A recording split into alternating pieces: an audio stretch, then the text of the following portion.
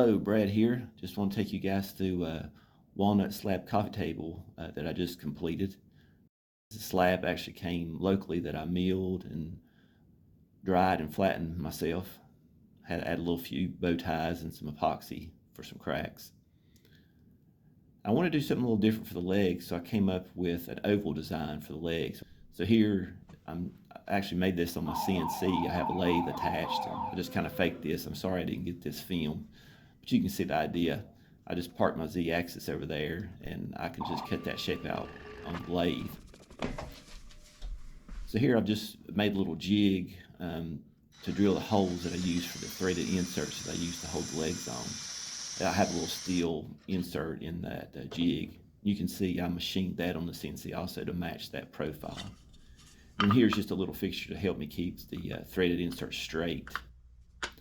They're not very long, so you only get a couple of threads in there, but it's done pretty good to keep it straight. So once I take them off, I don't really show it, but you got to put a little chamfer on there because that head of that insert has a little chamfer. You got to add that just so they sit flush.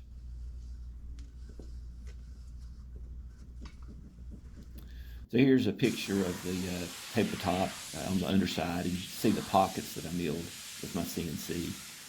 And I actually went CNC the whole locations too for those threaded inserts that I'll be putting in this. And I'm just getting it prepped here for the finish. So I used the General Finishes hard wax oil.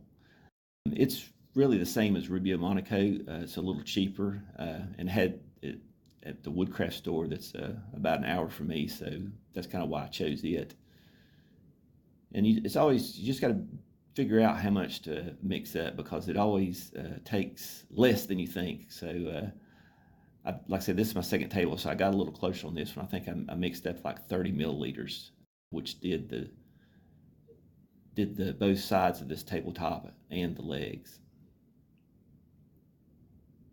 So I'm just spreading this out with a Bondo spreader. And I like the Bondo spreader because it doesn't soak up the material, because if you use a cloth or like a Scotch-Brite pad, it soaks up into it and you end up using more. With that, you don't have to use as much. And then here's just using the buffer that I have for my boat with the white Scotch-Brite pad, and I'm just going through there and buffing all that down. And it'll sling it around, so you gotta be careful with that.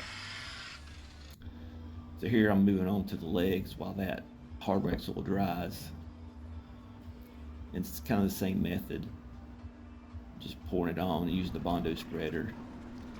It's a little tough to do the Bondo spreader with these legs, but so I had the Scotch-Brite pad. It's already soaked up with some hard wax oil, so I kind of use that to help get it on there a little quicker.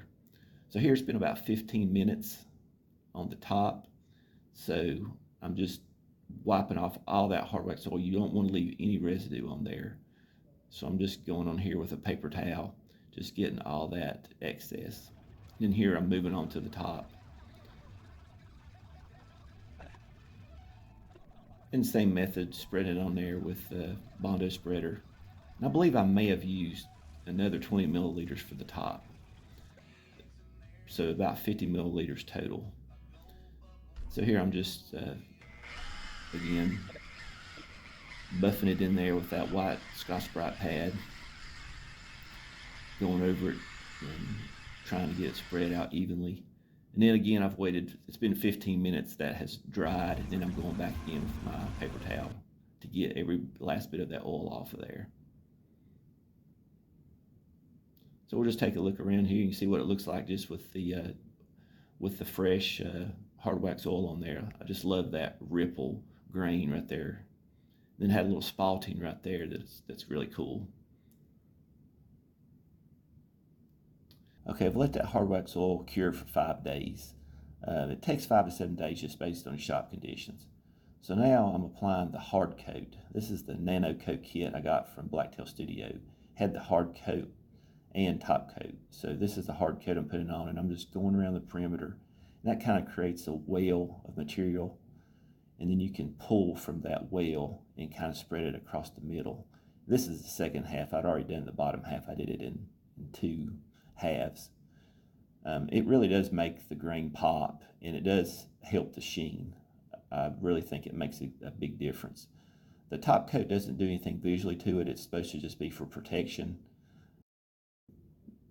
Kind of not sure about that yet. I will see. Here I'm just doing the sides with the hard coat, putting it on there. So I've let that dry for 90 seconds, and then I'm coming back with the same applicator pad. And I'm just using light hand pressure at a 45-degree angle, and you're just trying to get the high spots of that hard coat wiped off. And you may have to turn it 90 degrees. The opposite way, you can do that too. That'll help if you see some more high spots. And then again, after that, you wait another 90 seconds. Then you take a microfiber cloth just with very light hand pressure, and you're just smoothing out that hard coat. You're not trying to wipe it off. You're just trying to get the high spots off and get it smooth. And I'm just getting my flashlight here, just looking to see if make sure I've not missed anything. So you'll kind of feel when that thing starts getting slick, you're done. So here I'm getting prepared to put the legs on. So these inserts that I had bought from Amazon, they've got a little bit of a larger head than the body, and that has a little bit of a 45, so you got to put a little chamfer there. So that's what I'm doing, and I'm just getting the chips up. So I've got a little block of wax that I use. That really makes a difference. I'm getting those inserts to go in. It doesn't take much wax, and it really makes it slick. And these things are only about 3/4 of an inch long. They're 1/4 inch inserts. So I couldn't really have a jig to help me get it straight. I just hold it with my hand the best I can, and I've had pretty good luck getting them to stay pretty straight.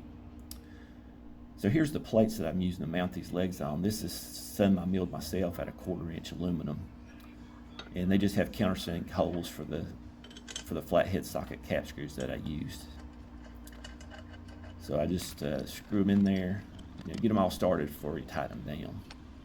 So now I've got those on, and I'm getting ready to put them into the bottom of the table. And these are, again, 1/4 inch flat socket head cap screws that I'm putting in.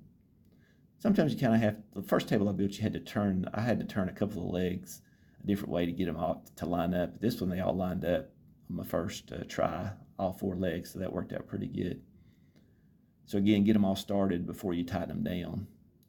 That makes it easier. So here they are, they're all complete.